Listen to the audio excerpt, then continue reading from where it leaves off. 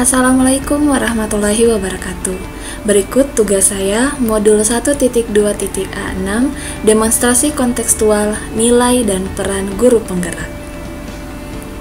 Sebelumnya, perkenalkan, nama saya Yunita Pratiwi dari UPT SDN 44 Leoran, CGP Angkatan 5 Kabupaten Nrekang.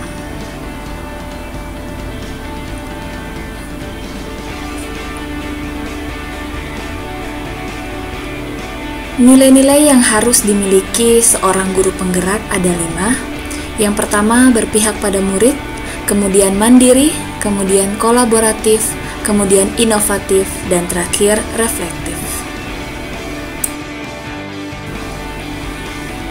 Bagaimanakah gambaran saya di masa depan setelah 3 tahun menjadi guru penggerak?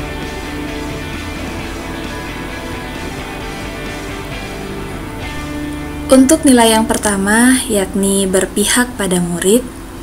Sebagai seorang pendidik, saya mempunyai kewajiban untuk melaksanakan pembelajaran yang menuntun. Segala kodrat yang telah dimiliki oleh murid menjadi dasar dalam saya merancang sebuah pembelajaran yang menuntun. Menjadikan kepentingan murid sebagai hal yang utama harus saya lakukan.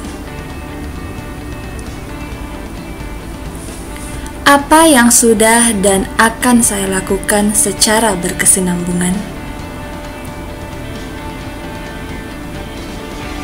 Yang pertama, saya akan menciptakan pembelajaran yang ramah anak, nyaman, penuh kasih sayang dan perhatian. Melaksanakan pembelajaran yang berpusat pada murid, kemudian memerdekakan murid dalam berkreasi mengerjakan tugas, menyelipkan ice breaking atau games edukatif dalam proses pembelajaran. Berikut, memasukkan unsur-unsur kearifan lokal setempat dalam proses pembelajaran. Berikut, menggunakan media pembelajaran interaktif yang menyenangkan murid dan memberikan penguatan positif terhadap hasil kerja murid.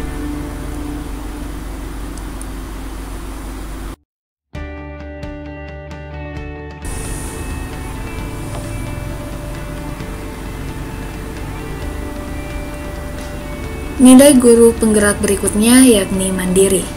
Sebagai seorang pendidik, sangat penting untuk memiliki nilai mandiri.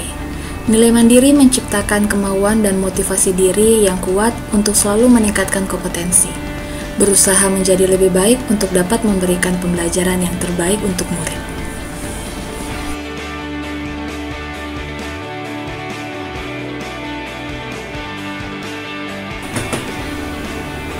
Apa yang sudah dan akan saya lakukan secara berkesinambungan? Yang pertama, mandiri dalam membangun semangat dan memotivasi diri untuk selalu mengembangkan diri. Berikut, aktif mengikuti seminar, workshop, atau pelatihan tanpa paksaan atau menunggu perintah alias inisiatif sendiri. Kemudian, selalu menyebarkan semangat positif kepada rekan-rekan guru untuk mengikuti kegiatan yang mampu mengembangkan kompetensi yang dimiliki.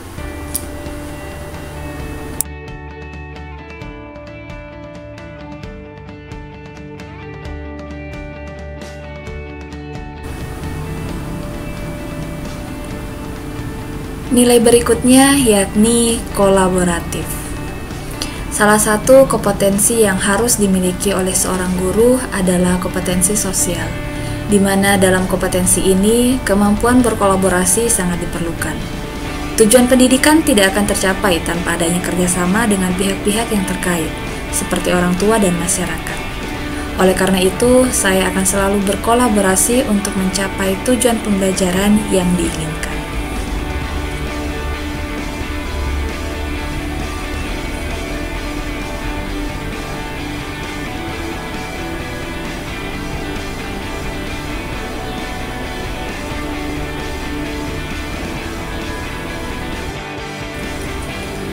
Apa yang sudah dan akan saya lakukan secara berkesinambungan?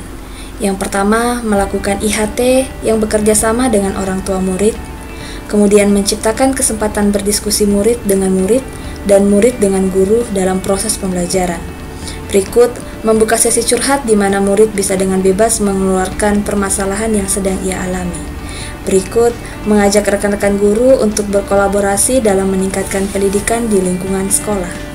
Berikut, memberikan masukan mengenai program KKG yang mampu menumbuhkan kolaborasi antar anggota KKG dan membangun kolaborasi dengan masyarakat dan stakeholder sekitarnya.